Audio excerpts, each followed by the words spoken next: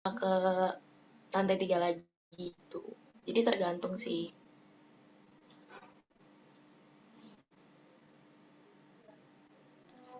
Kalau buat tema magang itu dibagi atau bisa milih sendiri, Kak?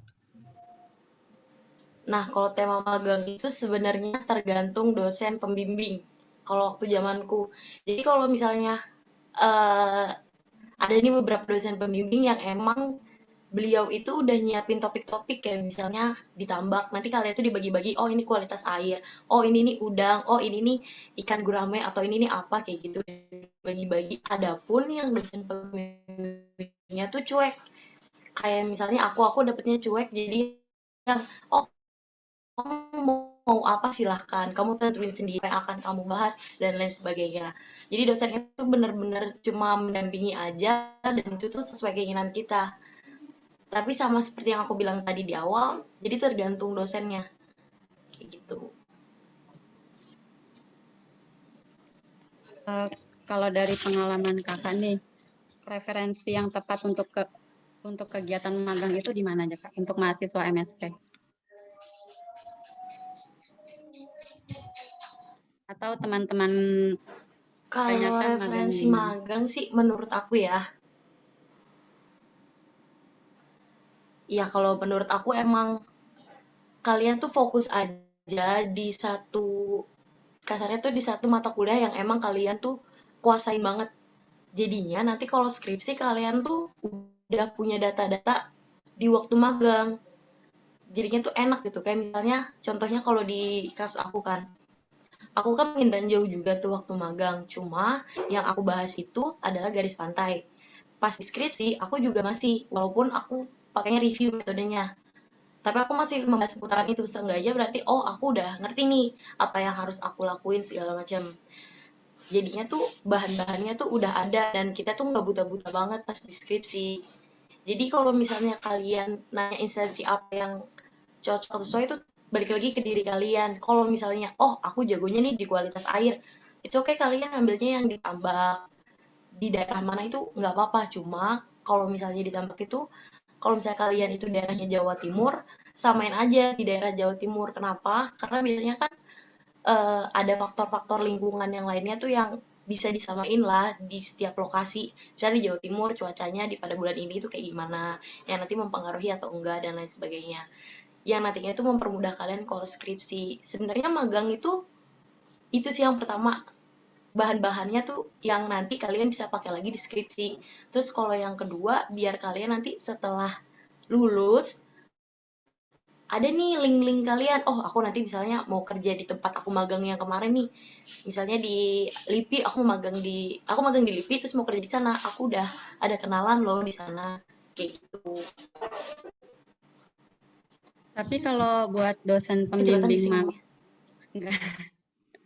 Tapi kalau buat dosen pembimbing magang sama skripsi itu beda apa sama, Kak? Waktu zaman aku sih beda. Soalnya ini ternyata di setiap jurusan ya, dari yang teman-teman aku tanya, oh, kalau misalnya di AP, di IKA, ternyata mereka itu dosen pembimbingnya tuh cepet-cepetan, kayak oh aku ngemail, misalnya aku ngemail salah satu dosen perempuan, terus aku juga ngemail salah satu dosen laki-laki gitu. Jadi tergantung dari dosen itu mau nerima aku atau enggak. Kalau misalnya nggak terima ya udah berarti nggak dibalas dan aku harus cari lagi. Sementara waktu zamannya aku itu tuh semua tergantung sama kaprodi. Jadi tuh kaprodi semua yang ngurusin. Jadi kita cuma isi Google Form, misalnya topik kamu apa, terus dosen kamu maunya siapa. Kalau misalnya pilihan pertama kamu ditolak, kamu nanti dilempar ke pilihan kedua. Kalau misalnya dua-duanya ditolak, kamu bener-bener kelempar yang entah nggak tahu siapa itu dosen yang mau terima kamu. Kayak gitu sih. Sebenarnya dosen pembimbing itu juga mempengaruhi tema nantinya juga ya, Kak. Kayak semisal Pak Arif nih, nanti dia ke penginderaan jauh gitu. Atau Pak Arif nanti bisa ke kualitas air gitu. Sebenarnya kalau di MSP ya, nggak tahu nih. Eh, menurut aku sih ada beberapa dosen yang emang mempengaruhi. Kayak misalnya tadi salah satu dosen itu, beliau itu emang spesifik apa ya, dia tuh bidangnya tuh emang di topik itu. Jadi pasti anak-anaknya tuh untuk diwajibkan bukan ngambil khusus di bidangnya itu, tapi ada kayak misalnya, oh ya udah kalian ditambak, tapi nanti sama beliau disuruh bikin peta tambak di sana tuh kayak gimana sih, di lokasi di sana tuh, di dekat tambak tuh ada apa sih, itu tuh jadi faktor yang mempengaruhi di tambak itu nggak sih, kayak gitu loh. Jadi tergantung juga sih, ada juga yang emang enggak. Ngebahas tentang tempat magang, kalau menurut Kak Bella, kelebihan dan kekurangan magang di instansi pemerintah dengan non pemerintah itu apa, Kak? Mungkin kalau yang aku kan waktu kemarin tuh magangnya kan di Lapan. Nah, kalau di Lapan itu kan kasarnya juga mirip-mirip instansi gitu kan daripada yang non instansi. Nah, kalau misalnya di tempat aku tuh biasanya kita tuh dikasih kerjaannya nggak terlalu berat karena di mereka juga kan punya kerjaan yang emang harus mereka kerjain kan. Jadi kita tuh bener-bener yang banyak waktu senggang, jadinya nggak terlalu banyak yang bisa kita ambil selain data-data pasti yang oh kita butuh ini, butuh ini, butuh ini. Tapi pelajaran yang kita mau apa ya, kasarnya kita mau ambil sendiri itu kurang. Cuma kita masih bisa ambil tuh dari teman-teman yang nanti kita ketemu di sana, misalnya dari universitas lain, kita sharing-sharing, oh kamu di sana pakainya metode apa dan lain sebagainya. Cuma kalau misalnya di non instansi kan lebih banyak kegiatan yang kita bisa lakuin di lapangan langsung gitu loh. Jadinya eh, banyak banget hal-hal yang kita nggak lakuin di kampus, tapi kita bisa ngelakuin di tempat magang itu. Kayak gitu. Mungkin lebih capek kasarnya kalau di yang non instansi lebih capek mungkin ya. Kalau yang di instansi nggak terlalu. Kalau Kak Bella dulu itu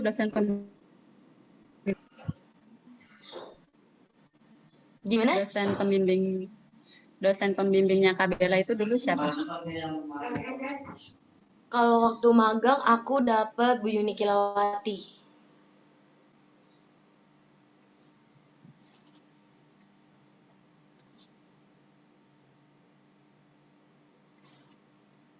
Siapa Kak?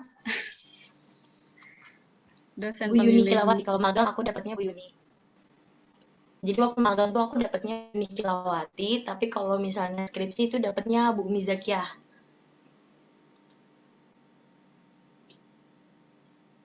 Kegiatan Sebenarnya apa tuh aja yang Kakak lakuin di magang itu Kak, di Lapan? di 8 kegiatan yang dilakuin tuh nggak banyak sih karena waktu aku ke sana ternyata di 8 itu lagi ada project mangrove kan. Jadi eh, emang mangrove itu atau yang peta-peta itu dibuat biasanya diperbarui lagi setiap 5 tahun, dilihat ada perubahan gak nih dan lain sebagainya. Dan itu emang lagi ada project mangrove kebetulan. Nah jadinya tuh orang-orang di sana tuh lagi sibuk gitu loh. Jadi aku pun mau bimbingan sama orang-orang di sana agak susah. Cuma dari mereka juga ngasih tugas ke kita gitu untuk mendigitasi area se-Indonesia. Jadi kita dibagi-bagi, oh kamu di profesi ini, profesi ini, profesi ini. Baru nanti kalau kita udah selesai sesuai target deadline yang udah dikasih, baru kita ngerjain punya kita. Nah, ngerjain punya kita pun kalau kita mau bimbingan sama uh, ibu bapak yang di sana juga kayak kita harus ngechat dulu, harus lihat dulu, oh beliau lagi sibuk atau enggak nih. Jadi kita kira dia nggak bisa tiba-tiba beliau ada di mejanya terus kita nyamperin terus kita minta bimbingan tuh yang nggak bisa kayak gitu ternyata. Jadi kita harus kasarnya kita kerja juga harus tahu, harus bisa baca situasi kondisi. Oh, ibu ini nih kayaknya lagi bad mood deh. Oh, bapak ini nih kayaknya duduk karena lagi capek deh, lagi istirahat dulu deh, jangan kita samperin dulu deh kayak gitu. Soalnya di kerja tuh apalagi kita kan anak magang, bisa jadi kita yang kena semprot nanti bas dari mereka yang capek atau lagi sibuk terus kita nanya nggak tepat pada waktunya gitu kalau menurut aku.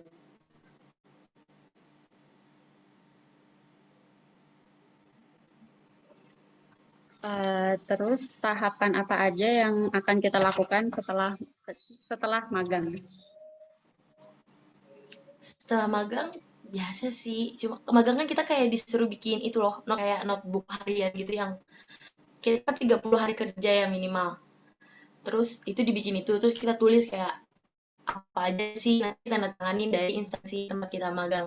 Itu cuma bukti doang. Nanti kita kasih ke fakultas sebagai, oh kita nih magang ngelakuin ini nih, oh kayak gitu doang. Habis itu nanti kayak biasa kita bikin laporan, terus bimbingan. Nah bimbingan itu sebenarnya nggak nentu, kita harus 2 kali, 3 kali, 8 kali atau berapapun itu tuh bisa jadi dari anaknya sendiri. Oh misalnya emang menurut dosen pembimbingnya anaknya udah siap nih, udah siap untuk presentasi hasil magangnya. Sekali 2 kali pun ya udah langsung ujian gitu, ujian magang. Kalau misalnya emang belum ya ya udah emang mungkin ada yang butuh diperbaiki segala macam. Jadi lebih banyak-banyak yang sabar sama lihat diri sendiri. Oh ini aku ternyata masih salah di sini nih, kurang rapi di sini nih.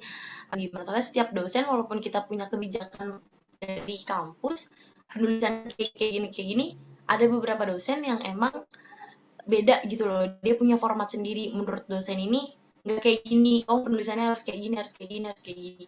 Dan ada beberapa dosen yang emang masih nyuapin mahasiswanya, kamu harus kayak gini, kayak gini, kayak gini. Ada pun yang dosen pokoknya salah aja, kamu harus betulin kayak gitu. Nanti kalau kalian udah selesai bikin laporan segala macam, baru kalian bikin surat pengajuan ujian. Itu tuh biasanya sama sih, kalian cuma ngisi ini form, terus abis itu kasih ke apa tuh yang di lantai 3, dikasih ke situ. Waktu itu kan aku masih Mas Boni, sekarang udah ganti ya, kasih ke situ. Terus udah nanti selesai itu kalian di chat dikonfirmasi, oh kalian tanggal segini udah di ACC, baru nanti nulis di papan tulis di depan ruangan lantai 3 itu kalian ujian di mana, ruangan di mana. Baru nanti pas hari H ambil kuncinya di sapam yang gedung B, baru kalian buka. Itu udah gitu aja sih, sama paling ada audiens. Ujiannya itu berarti presentasi kan? Kalau Iya, ujian ujiannya magang. sih presentasi hasil kalian. Iya, sama kayak skripsi sih sebenarnya.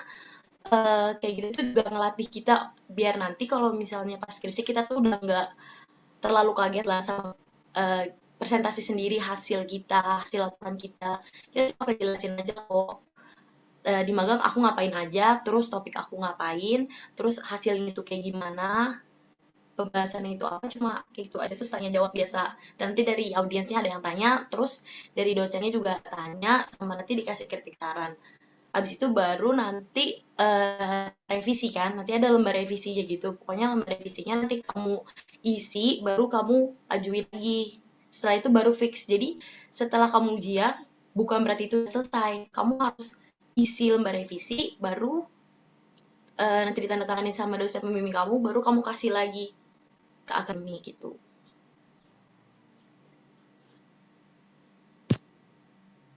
Wah, terus solusi nih Kak, buat kita menghadapi dosen pembimbing yang slow respon, yang cuek, atau yang sikapnya kurang enakin gitu.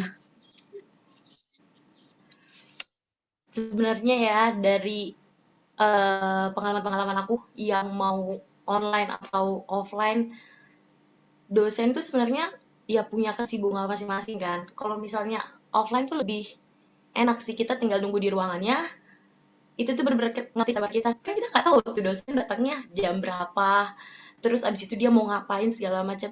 Ya kita harus sabar-sabar nungguin, bener-bener kerjasama sih. Kalau magang tuh enaknya kalian masih yang eh, kayak misalnya magang tuh biasanya tim kan, kamu setim di sini lokasinya, kamu setim di sini lokasinya. Dan ada juga paling enak kalau misalnya tim satu pembimbing, jadinya kalian kalau mau konsultasi bareng-bareng kan pastinya. Nah di situ tuh benar-benar kerja sama tim kalian tuh diuji, karena kalau PKM itu biasanya kan kita masih kelas dan lain sebagainya. Kalau zaman aku masih kelas, terus offline kan, jadinya kita masih bisa ke kampus. Nungguin itu dari jam 6 pagi sampai jam 5 sore di depan ruangan ya. Gantian. Oh ini aku mau ada kelas nih, gantian. Ntar kalau misalnya, oh ini udah datang nih ibunya. Ya udah, jadi kita speak-speak ke kamar mandi padahal bimbingan gak balik-balik. Kayak gitu.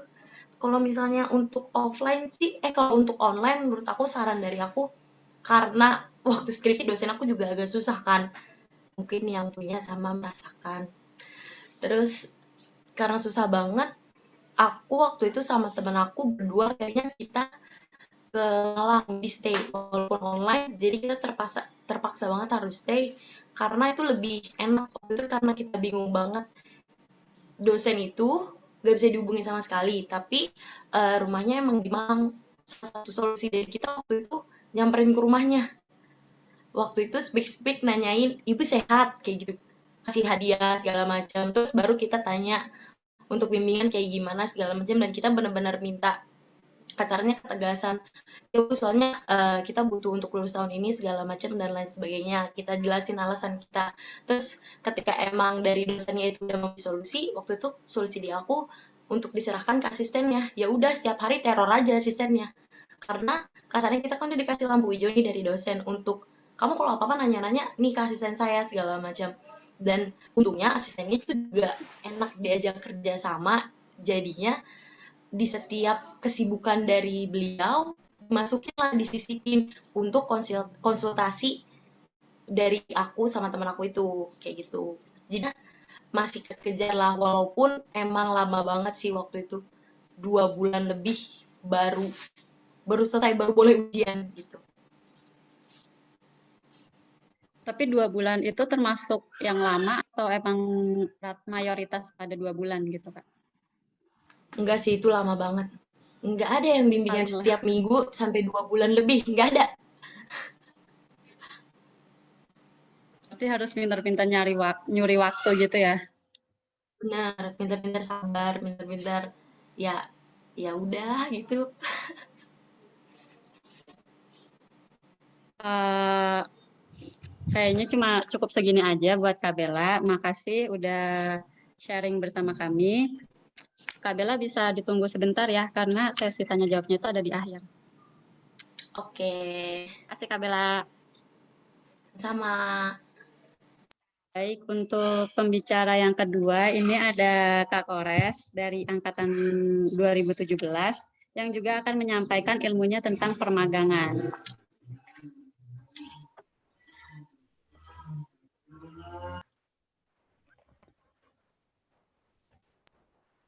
Halo Kak Kores.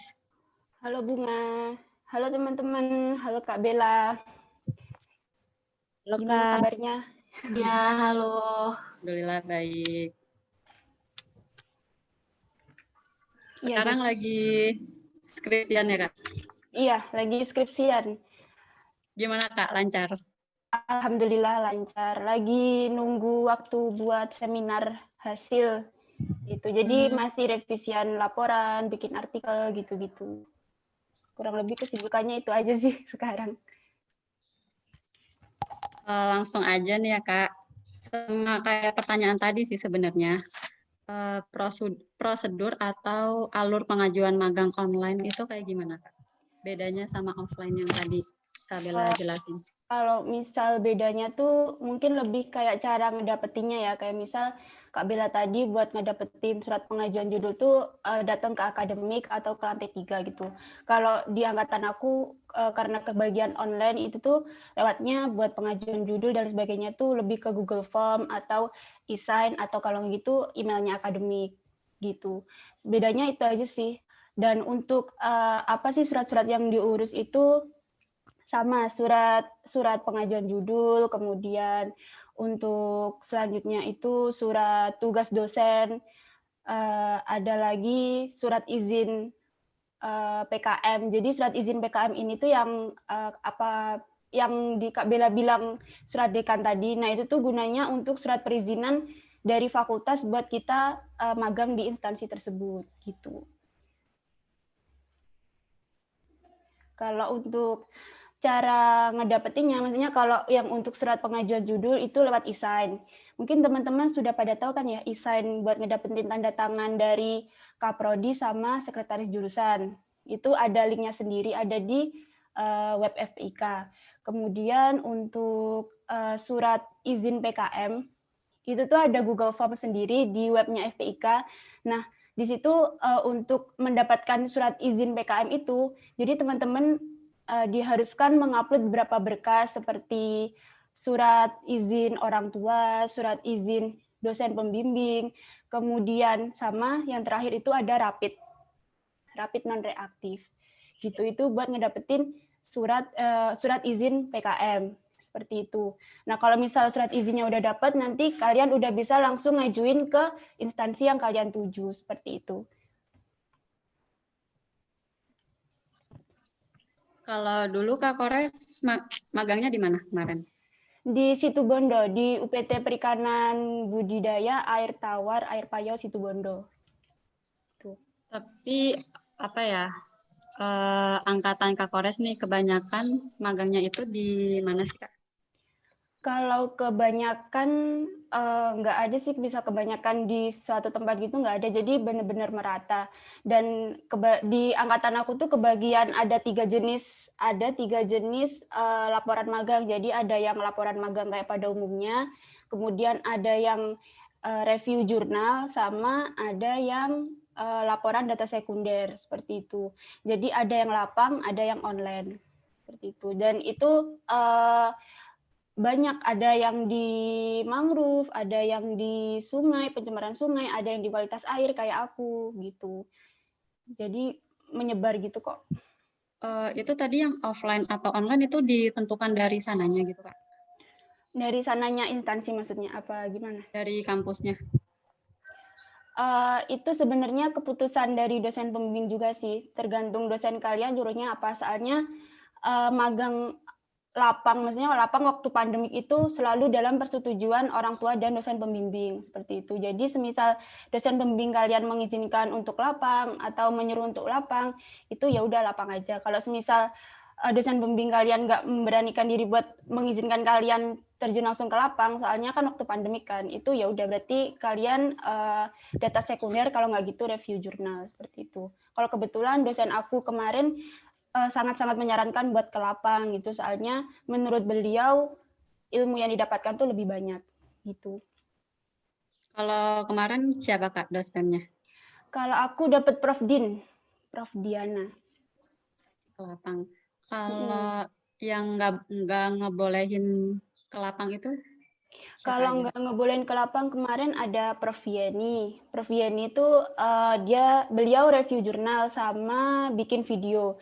Jadi angkatan aku tuh ada berapa ya? Ada 5 orang kalau nggak salah, 5 orang yang nggak merasakan bener-bener laporan magang pada umumnya gitu. Ada yang bikin video itu tuh tentang video, kemarin temen aku ada yang ngambil tentang konservasi penyu. Jadi dia bikin video tentang konservasi penyu. Jadi waktu ujian magang ya dia ngepresentasinya video seperti itu. Kemudian ada yang review jurnal. Nah, review jurnal itu temen aku disuruh sama dosennya buat melakukan review jurnal tentang topik magang yang diambil gitu. Tapi dia misal topiknya mengenai mikroalga, ya udah dia berarti nyari jurnal tentang mikroalga itu apa gitu-gitu. Jadi mereka nggak merasakan magang yang sesungguhnya gitu. Terus ada lagi selain Prof Yeni itu ada Pak Arif. Pak Arif itu beliau lebih ke data sekunder. Kemudian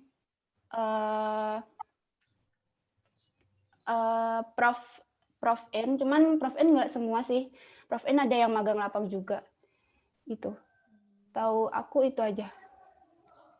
Tapi kalau dosen pembimbing gitu Kak, beliau itu biasanya menyarankan nggak sih kayak kita nih, oh kamu mending magangnya di sini, kamu magangnya di sini atau bebas gitu?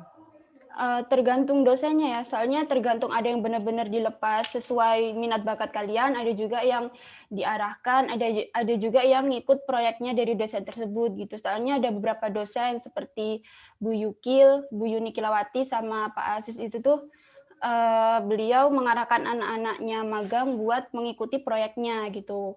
Jadi tergantung dosennya. Kalau dosen aku sendiri mengarahkan ke kamu lebih baik ke sini soalnya ini bla bla bla, dan ada juga yang benar-benar dilepas, jadi terserah kalian mau di mana, yang penting sesuai dengan prosedur yang telah ditentukan aja gitu.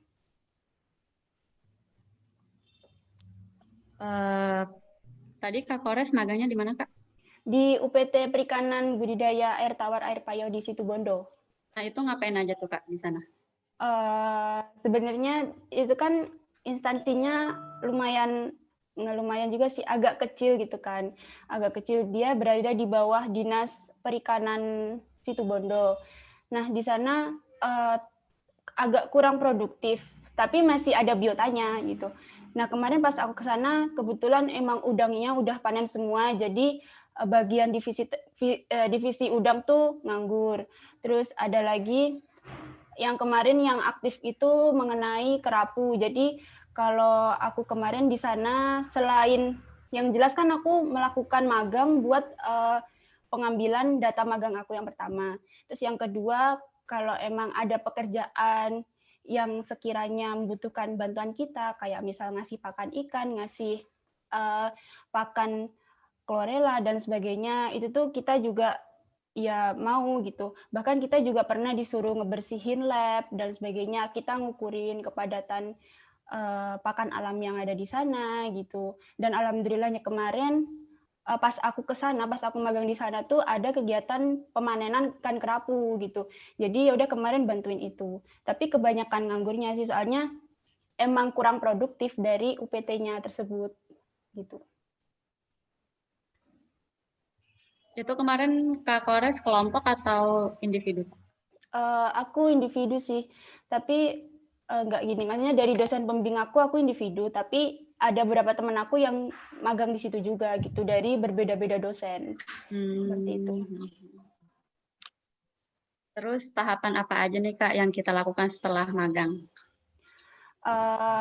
Kalau setelah magang sih seperti biasa ya, revisian laporan, kalian bikin laporan. Oh ya, jadi ketika magang itu kalian jangan lupa buat bikin form penilaian. Enggak gini, jadi buat kelengkapan laporan tuh ada namanya surat pernyataan telah melakukan magang. Itu satu. Nah, nanti tanda tangannya tuh dari kepala instansi kalian.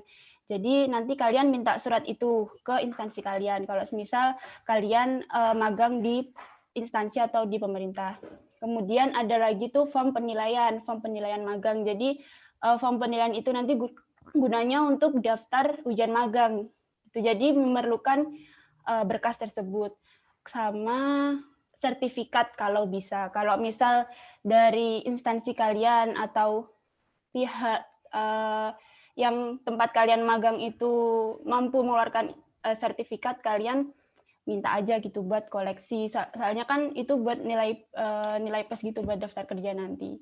Gitu. Nah, habis misal kalian udah mendapatkan itu semua, ya udah kalian mengerjakan laporan kayak biasanya, revisian dan sebagainya. Nah, kalau misal udah nanti misal dari dosen kalian sudah diizinkan buat ujian, kalian bisa langsung daftar ujian aja gitu. Nah, daftar ujiannya pun pakai Google Form lagi. Nah, dan di ujian di form itu tuh membutuhkan berkas yang aku bilang tadi, berkas surat pernyataan telah melakukan magang, kemudian berkas penilaian dari instansi, kemudian sama berkas, sama bukti chat dari dosen kalian kalau sudah diizinkan buat ujian magang, seperti itu. Itu sih.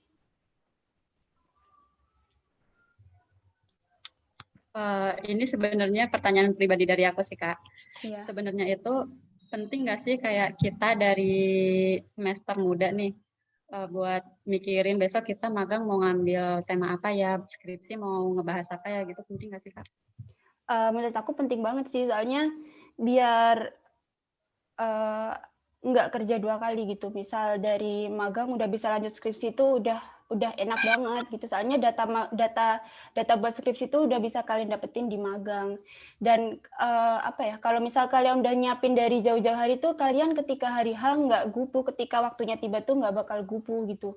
Dan apalagi sekarang informasi yang didapat buat kayak topik magang atau judul magang yang biasa kita akses di ruang baca kan buat angkatan 18 kan agak susah kan gitu. Jadi alangkah lebih baiknya tuh udah dipikirkan dari jauh-jauh hari, entah itu tanya kakak tingkat atau searching gitu. Menurut aku sangat penting sih itu tadi. Oh ya, tadi kan itu biar memudahkan itu tema magang sama skripsi berarti harus sejalan gitu ya Kak? Kalau bisa sih iya, cuman kan kita kalau angkatan aku kan beda dosen nih, jadi nggak menentu itu juga gitu, nggak menentu harus sama juga gitu.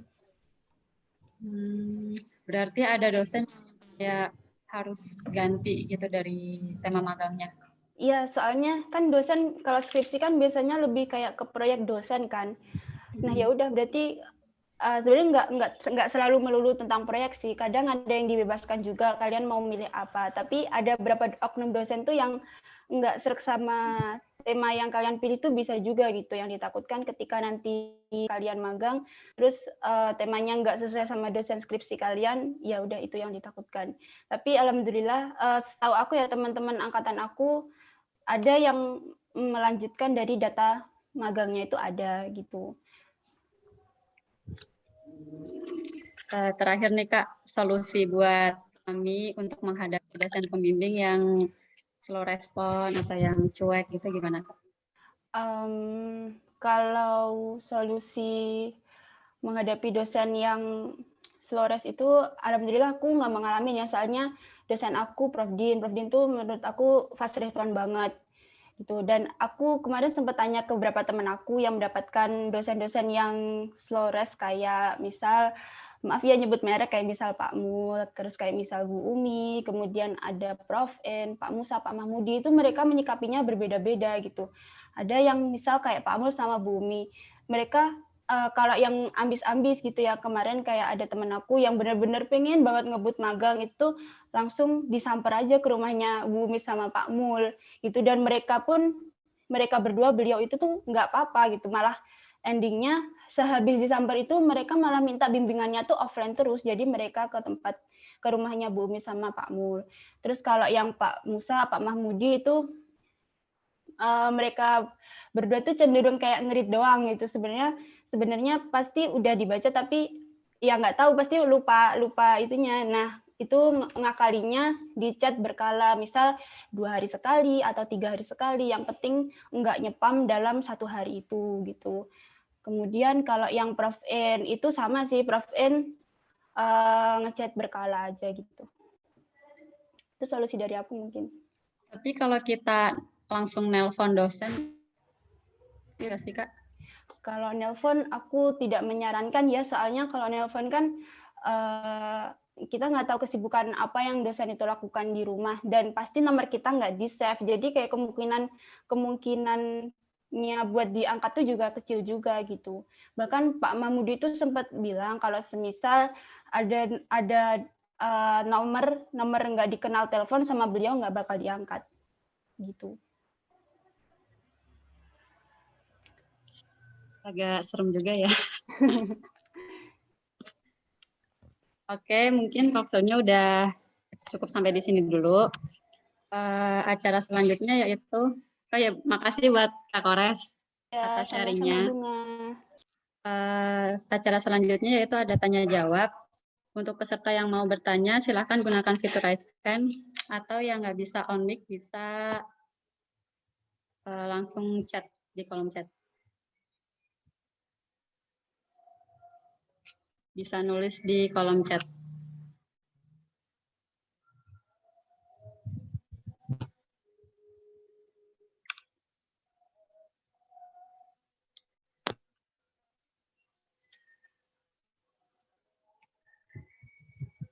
Masa nggak ada yang mau nanya nih?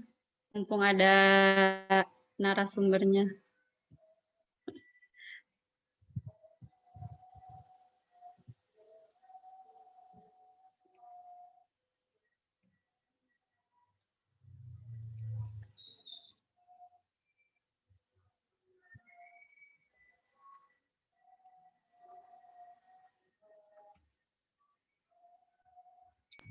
Halo.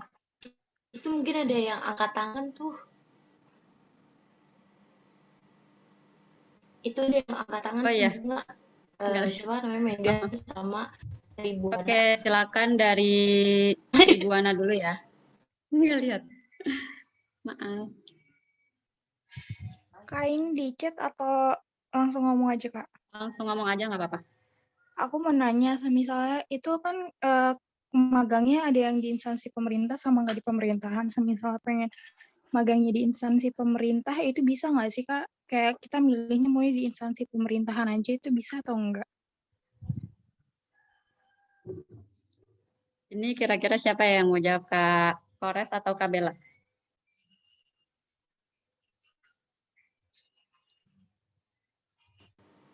Mungkin karena beda era, dua-duanya aja kali ya. Takutnya aku kelamaan kan udah busuk nih. Mungkin aku dulu ya, kalau aku bisa sebenarnya untuk magang kan, untuk magang tuh bisa aja kamu mau di mana, kamu planningin sendiri segala macam. Tapi itu balik lagi tergantung sama dosennya, boleh atau enggak. Karena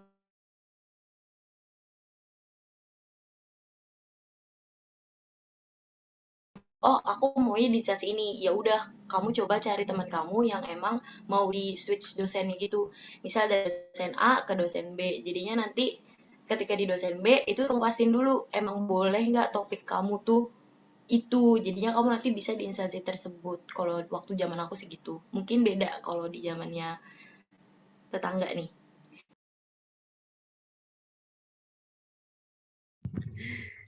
Gimana kalau menurut Kak Kores? Sebenarnya sama aja sih Kak, soalnya apa ya, topik itu kan tergantung dari dosen gitu kan. Kalau misal gini, kalau misal kalian mau ke instansi A, ya udah nanti kalau semisal pemilihan ketika kalian dikasih form buat dapetin dosen itu, buat pemilihan dosen, kalian tuh nargetinnya dosen yang sekiranya emang fokus di bidang instansi tersebut gitu. Kayak misal kalian pengen di 8, ya udah kalian nyarinya dosen yang kayak Pak Arif dan sebagainya, seperti itu. Dan untuk masalah switch dosen, kalau di angkatan aku, setahu aku kemarin tuh sempat ada yang mau switch, cuman dari bukunya tuh nggak diperbolehkan. Jadi mau nggak mau ya dosen itu gitu. Dan kalaupun emang kalian ngotot mau di instansi A gitu ya, ya udah kalian yakinkan aja kenapa kalian pengen di instansi A ke dosen tersebut gitu. Menurut aku seperti itu. Baik, terima kasih Kak. Lanjut, tadi ada Megan ya mau nanya. Oh iya, aku mau nambahin. Bentar ya. Oh iya. Oke. Kalau di instansi biasanya kayak kemarin aku tuh ada, kalau misalnya kamu masuk tuh setim satu surat itu biasanya 3 orang atau berapa. Jadi dibikin timnya dulu gitu loh. Terus kamu lihat juga takutnya ada dari jurusan lain kayak misalnya BP, IKA atau dan lain sebagainya di sana juga, takutnya emang udah penuh dan lain sebagainya. Itu juga kamu harus sering-sering nyari informasi juga kalau misalnya di instansi itu kayak gitu. Soalnya kayak nggak bisa banyak-banyak gitu sih.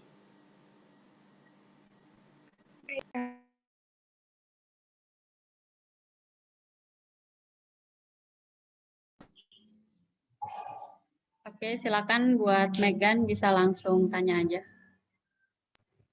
Oke, pertama-tama terima kasih atas kesempatannya.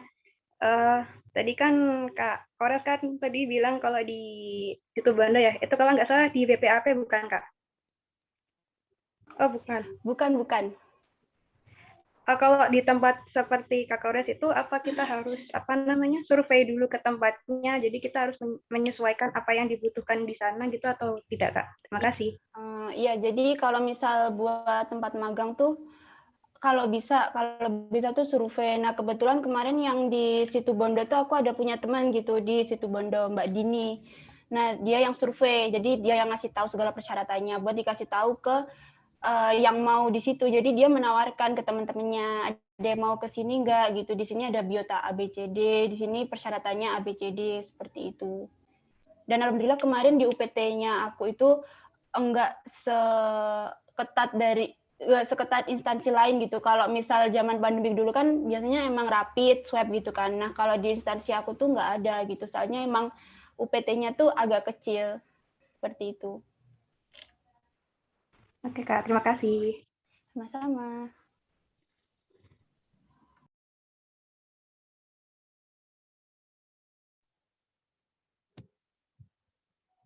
Oke, ada yang mau bertanya lagi?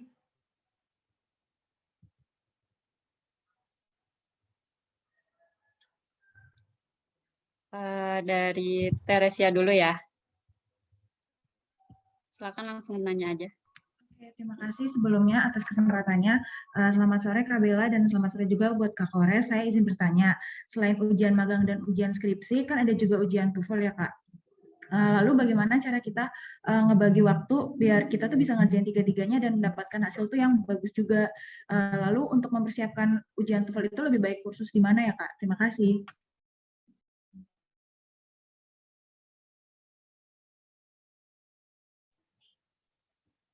Dari Kak Kores dulu kali ya jawab. Oke, jadi kalau buat ketiga ujian itu yang disebutkan tadi, sebenarnya waktunya tuh beda-beda ya. Kalau aku dulu nggak gini, kalau TOEFL tuh biasanya semester 7 sama semester 8 kalau di angkatan aku ya. Nah, kemarin kebetulan aku ngambilnya itu emang dari semester 7 dan aku daftarnya itu juga dari semester 7. Kenapa kok aku daftar semester 7? Soalnya mendengar kabar bahwa pelaksanaan TOEFL itu tuh 3 bulan setelah daftar. Jadi rentang waktunya kan agak panjang. Ditakutkan nanti ketika daftar di semester 8, pas waktu mendekati yudisium itu tuh belum melaksanakan ujian TOEFL tersebut gitu. Jadi kemarin aku daftarnya di semester 7. Nah, di semester 7 itu kesibukannya barengan dengan ujian magang, dengan magang dan sebagainya. Untuk ujian skripsi sendiri sih itu di semester 8. Nah, cara membagi waktunya sih sebenarnya kalau menurut aku ya, setelah melaksanakan magang itu tuh nggak terlalu menyita waktu banget gitu buat ngerjain laporannya. Soalnya emang rentan waktunya kan semester 7 tuh panjang gitu kan. Dan untuk ujian TOEFL pun, aku kemarin daftar itu di bulan Oktober, baru ujian itu bulan Januari. Nah, itu waktunya dari pendaftaran ke hari H tes itu tuh juga panjang. Jadi di situ bisa belajar dalam selang waktu itu gitu. Dan untuk tempat kursusnya, kemarin aku sempat nanya ke beberapa tempat kayak LIA, kemudian di Royal, sama yang punyanya UB. Itu kemarin kebetulan pas aku lagi nggak buka kursus. Jadi aku mau nggak mau tuh belajarnya lewat kursus online gratis gitu yang ada di Telegram. Biasanya banyak kok yang kayak kampung Inggris gitu-gitu tuh biasanya banyak ngadain kursus online gratis gitu TOEFL. Seperti itu. Mungkin nggak terlalu, maksudnya kalian mikirnya kayak sibuk banget gitu. Sebenarnya kalau misal ketika waktunya tiba tuh ternyata nggak sesibuk itu gitu. Masih ada waktu luang buat ngebagi dua kegiatan itu. Gitu.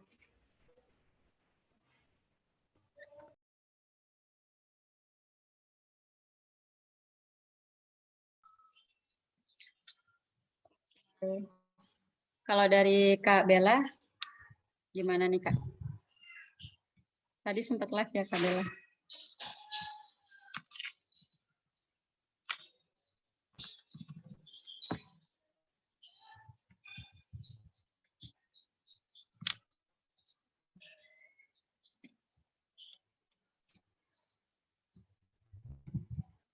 Halo Kak Bella. Iya, maaf ya, tadi kayaknya aku yang keluar deh. Ya nggak apa-apa Kak. Masih seputar tadi pertanyaan dijawab dari ya? Teresia, ya. Oh iya, itu kalau misalnya aku 11-12 juga sama yang tadi udah dijelasin juga sama Kak Kores. Kalau misalnya kalau kita mau ngambil TOEFL itu 3 bulan setelahnya kita baru ujian. Nah itu kita juga harus bener-bener udah planningin sih. Soalnya takutnya nanti untuk yudisium syarat-syaratnya ternyata hasil nilai dari TOEFL-nya tuh juga belum keluar.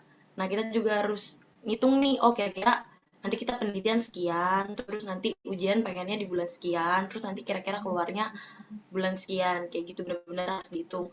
Terus jangan sampai kamu ngambil TOEFL dari sekarang, soalnya TOEFL kan berlaku juga 2 tahun kan, takutnya nanti cuma dipakai buat ini doang lagi, formalitas supaya kamu lulus dari UB, sementara TOEFL kita bisa dipakai juga buat kerja dan lain sebagainya, kayak gitu. Terus waktu itu aku tuh les di BLC, aku ngambil kelas private 3 orang. Itu jadi kayak kita udah dikasih apa ya, kayak kisi-kisi gitu juga, apa aja tips and trick, terus apa aja nanti yang bakal keluar. Soal-soalnya kan nanti soal-soalnya juga dari BLC kan, kayak gitu. Ya sih, itu aja.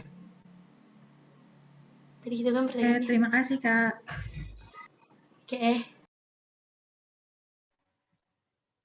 Oke, lanjut tadi ada Salman mau nanya. Boleh langsung nanya aja. Iya, makasih kesempatannya Bunga. Mau nanya buat ini kayak dosen penguji Kak. Kalau dosen penguji itu yang uji itu dosen pembimbing kita atau dosen pembimbing lainnya Kak?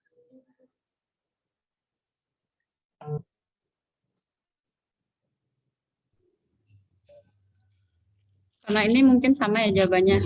Bisa dijawab dari Kak Kores aja deh. Gimana?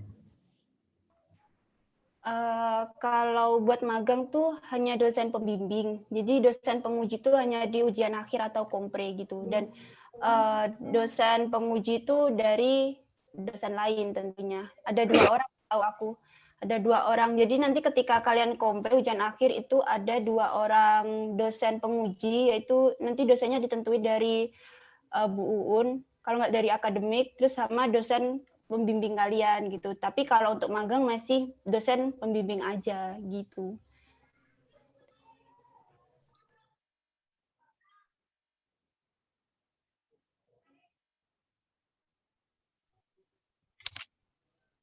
Gimana dari Salman? Ya udah.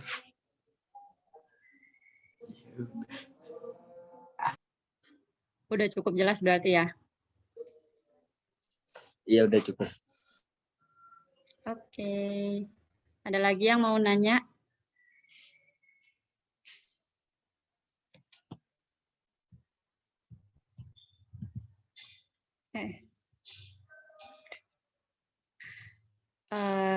Dari Agnes dulu ya, silakan.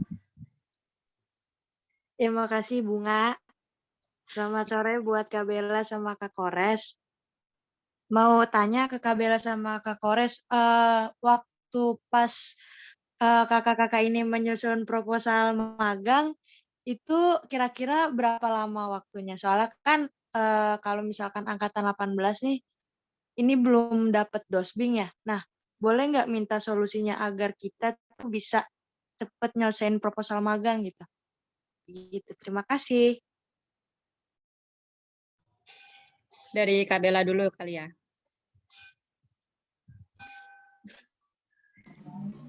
Kalau tips and trik dari aku sih kalau nyelesain proposal magang itu sebenarnya balik lagi ke individu masing-masing.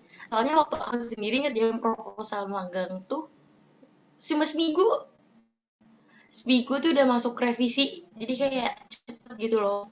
Jadi tergantung individu masing-masing. Kalau misalnya emang lagi rajin, kemungkinan kalian cepet gitu loh, nyari jurnal dan lain sebagainya. Karena proposal kan nggak banyak bisa lah, masa nggak bisa kayak gitu. Paling itu aja sih solusinya ya, seenggaknya kalian mantepin dulu nih topiknya apa yang kalian mau ambil, terus kalau misalnya kalian nanti kelempar ke dosen yang lain, kalian udah punya cadangan topik lain kayak gitu. Jadinya oh ya udah kalian tadi mau pengindahan jauh ganti ke kualitas air, terus kalian udah tahu oh yang mau aku bahas ini. Jadi nanti yang aku cari harus ini keywordnya udah ada semua, jadi gampang. Bikin cepat kan itu sebenarnya.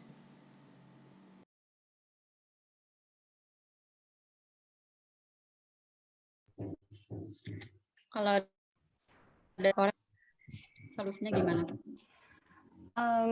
Aku dulu juga lumayan cepet sih, soalnya kalau misal magang kan masih bab 1 sama bab 2 aja kan. Bab 1 tuh udah biasa kayak latar belakang, rumusan masalah, dan sebagainya. Terus bab 2 tuh lebih ke metode.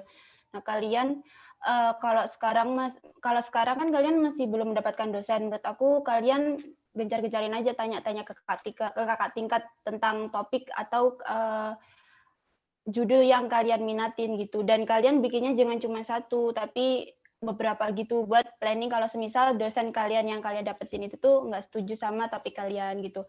Dan aku dulu ngerjain proposal seminggu 2 minggu juga sih, soalnya aku dulu kan mencari judul itu kan lewat dari ruang baca kan aku dulu. Dan aku ada satu kakak tingkat yang emang judulnya tuh hampir sama kayak punya aku, dan aku untuk metode dan sebagainya tuh aku lebih ke bukan mencontek sih, tapi kayak amati modifikasi dari kakak tingkat yang aku tiru itu gitu. Jadi ya kalau misal masih magang, menurut aku kalau untuk ngerjain proposal cepet sih, seminggu 2 minggu tuh udah pasti kelar gitu. Oke, makasih Kak Bella, Kak Kores atas sarannya. Oke, lanjut ke Farid. Silakan Farid. Ya, terima kasih. Selamat siang, selamat sore untuk Kak Kores sama Kak Bella. Terima kasih, Bung. Mau tanya seputar instansi, mau nanya pendapat Kak Bella sama Kak Kores. Sebenarnya untuk magang itu instansi yang kayak kita jadi bisa dapat hasil yang maksimal itu instansinya itu dari di bawah pemerintahan atau yang swasta atau BUMN gitu, Pak. Terus apakah kita dari instansinya itu kita nyari atau kayak ngelis sendiri apa nanti kita ngikutin rekomendasi dari dosen? Gitu, Kak. Terima kasih. Bisa dijawab dulu dari Kak Kores. Kalau untuk instansi yang ketiga kategori instansi itu menurut aku nggak bisa langsung diputuskan yang memiliki hasil yang paling bagus yang mana gitu ya. Soalnya kan semuanya itu tergantung dari pengalaman yang magang di sana juga gitu. Dan yang aku tahu dari teman-teman aku dan juga dari kakak tingkat tuh yang menurut aku dari yang aku udah membandingkan beberapa instansi yang menurut aku paling bagus dan paling enak dan paling hampir mendekati sempurna itu ada di Balai Besar Budidaya Perikanan Jepara. Nah, di situ itu kalau buat teman-teman yang mau ngambil tentang kualitas air. Jadi kalau semisal teman-teman yang berminat di kualitas air, aku menyarankan di situ. Soalnya di situ sangat lengkap dan namanya aja udah Balai Besar. Jadi di sana biotanya paling banyak.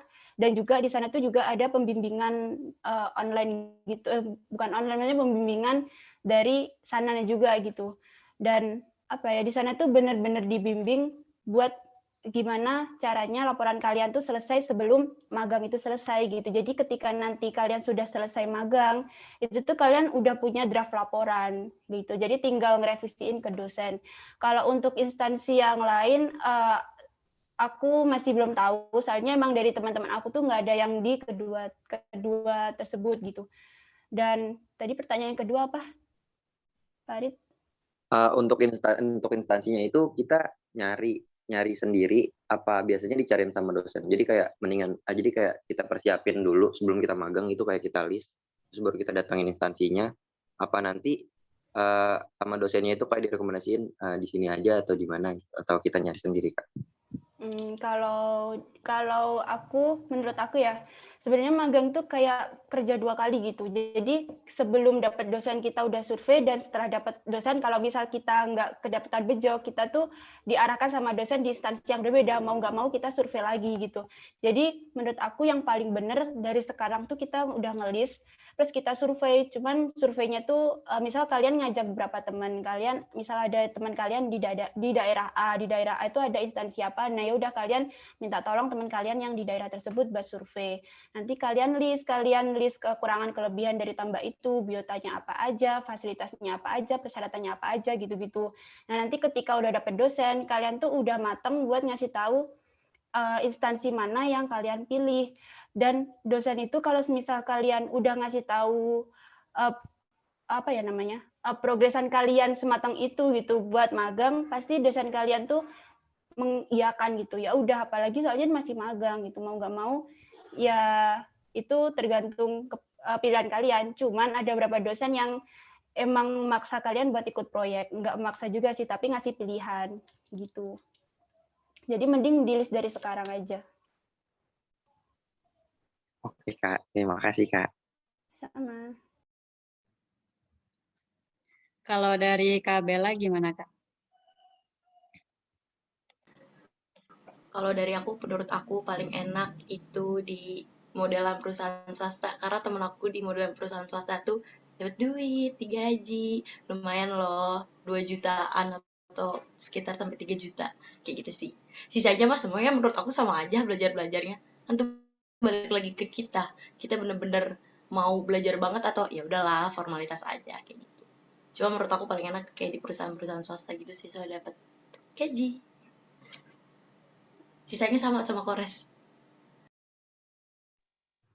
Oke, Kak. Terima kasih, Kak. Oke, ada yang mau tanya lagi?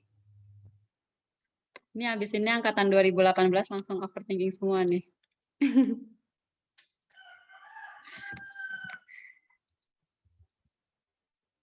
Ayo yang mau tanya langsung raise hand aja.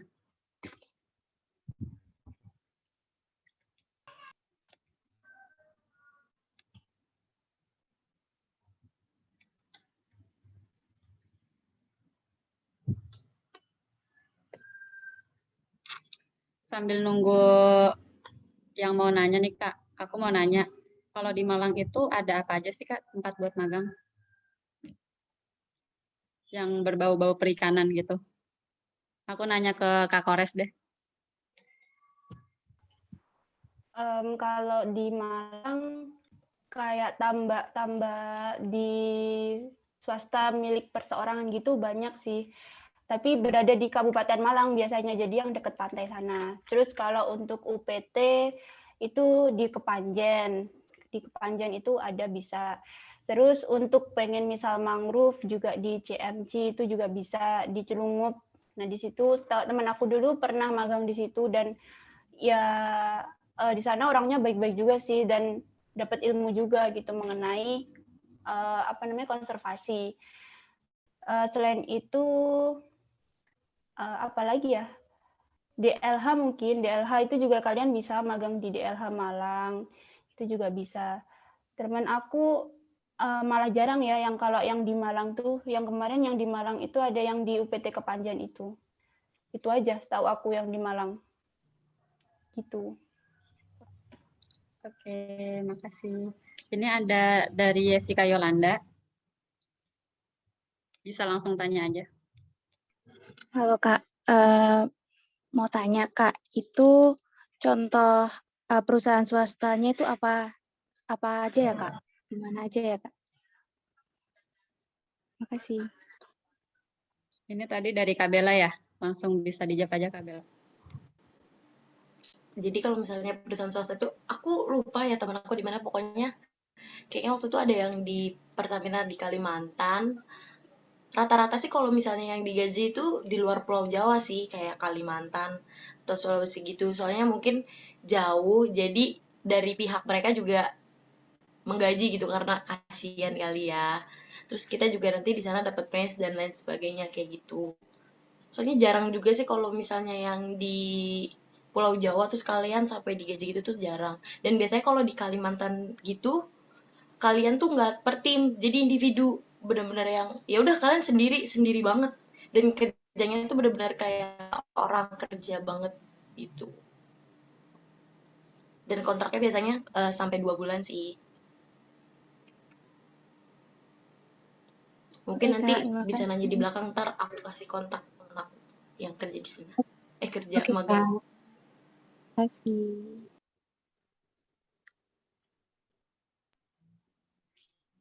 Teman-teman ada yang mau nanya lagi nggak?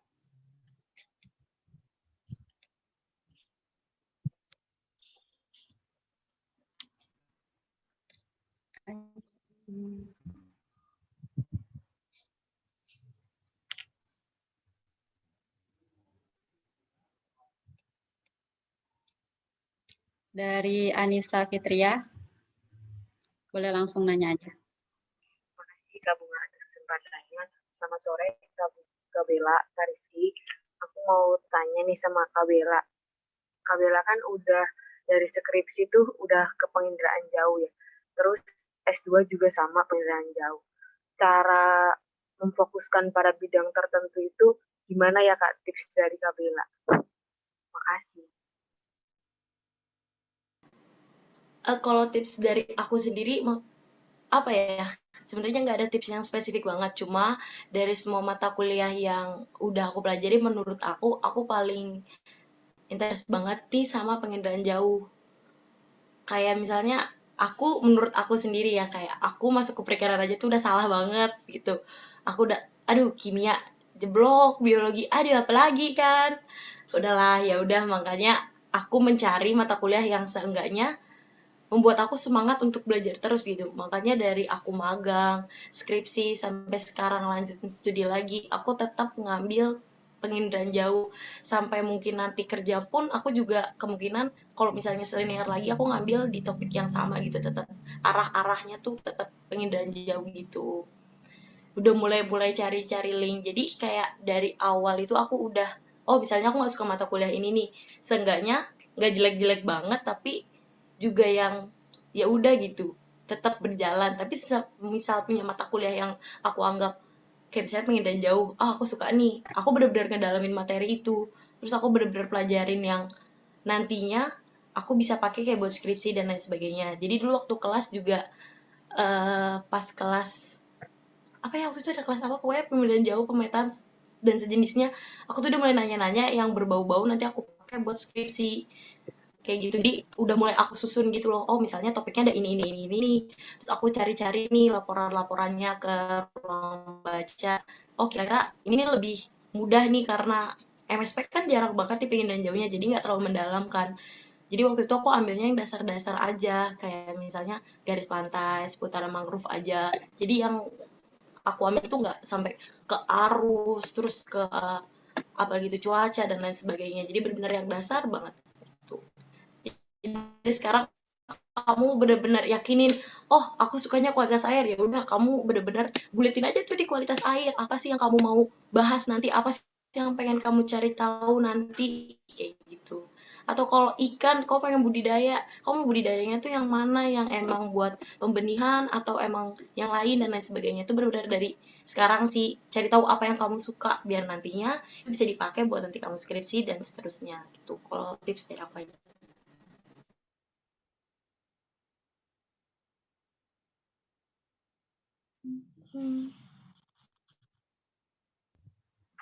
Oke, makasih Kak Bella.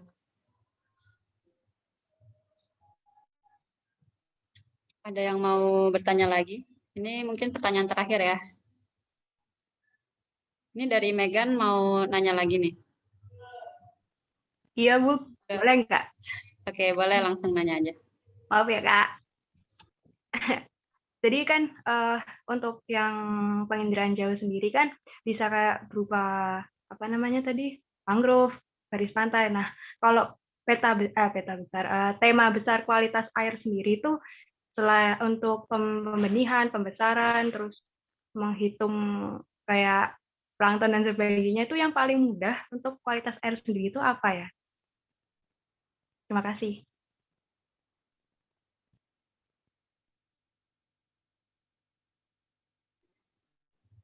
Gimana ini tadi nanya ke Kak Bella atau Kak Kores ya? Kak Kores deh. Oke, bisa dijawab Kak Kores. Tadi pilihannya apa aja, Megan? Yang paling mudah hitung plankton, terus Kayak kultur gitu, terus pembenihan, pembesaran, gitu ya Kak.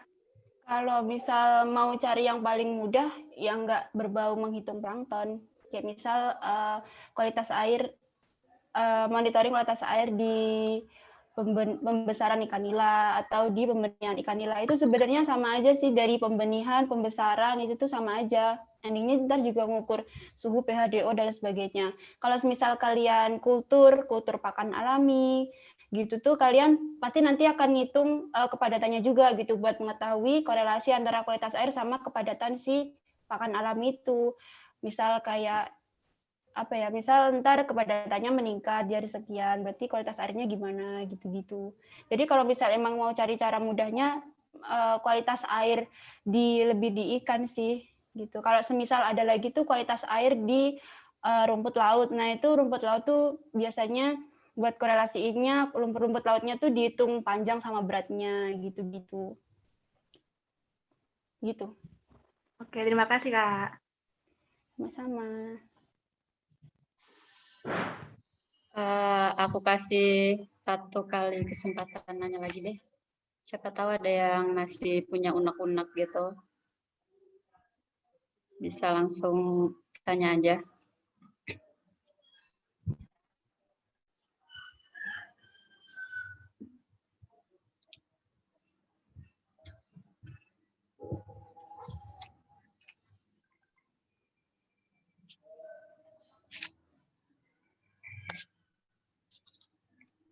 Oke, kayaknya udah nggak ada lagi ya yang mau nanya ya.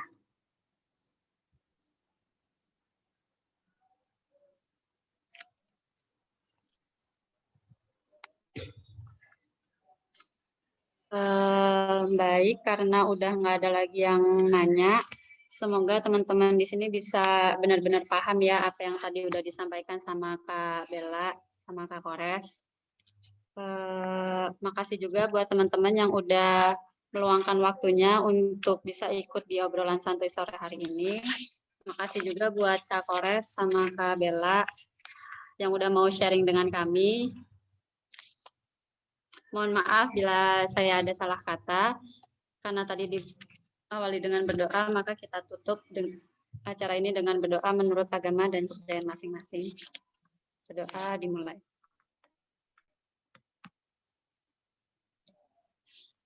Berdoa dapat dicukupkan. Sekian dari saya, kurang lebihnya mohon maaf. Wabillahi taufiq wal hidayah. Wassalamualaikum warahmatullahi wabarakatuh. Waalaikumsalam. Waalaikumsalam. Terima kasih semua ya. Selamat berbuka ya, Bella, guys. makasih Kak Kores. Kasih Nanti kalau Kak. mau tanya-tanya bisa tanya-tanya di belakang. Asik. Belakang mana Kak? Belakang mana nih? Belakang mana Kak Bel? Belakang situ Ikut dong tuh. belakang. Kalau udah buka puasa pertanyaannya udah boleh lebih banyak dulu ya guys. Ini buka belum buka, tolong jaga mulutnya semua. Sudah. Kacau. Baik tuh ke Bella yang belangsak, guys. Ini masih banyak. Tips and trick lebih jujurnya di belakang ya guys, habis buka. Oke sis. Kak Bella kan nggak puasa kan? Awas. Kak Bella nggak puasa ya? Enggak, jadi gue nggak puasa guys. Mulut tergatel aja gue nih. Bener-bener lu. Mau mancingnya susah ya, mau mancing gimana ya? Iya, gue udah ngerem nggak nyebut merek nih dari saya udah gue rem. Tak nyebut sama dosen gue. Main. Kacau. Dadah, dadah. Udah. Kasih.